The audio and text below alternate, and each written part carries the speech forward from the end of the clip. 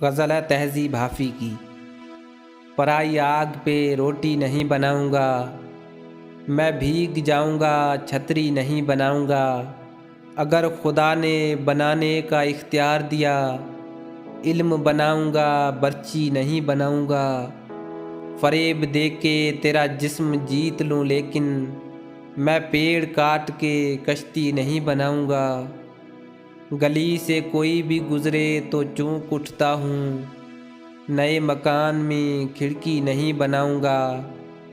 मैं दुश्मनों से अगर जंग जीत भी जाऊं तो उनकी औरतें कैदी नहीं बनाऊंगा। तुम्हें पता तो चले बेज़बान चीज़ का दुख, मैं अब चिराग की लोही नहीं बनाऊंगा। मैं एक फ़िल्म बनाऊंगा अपने सरवत पर, और उसमें रेल की पटड़ी नहीं बनाऊंगा। पराई आग पे रोटी नहीं बनाऊंगा, मैं भीग जाऊंगा छतरी नहीं बनाऊंगा।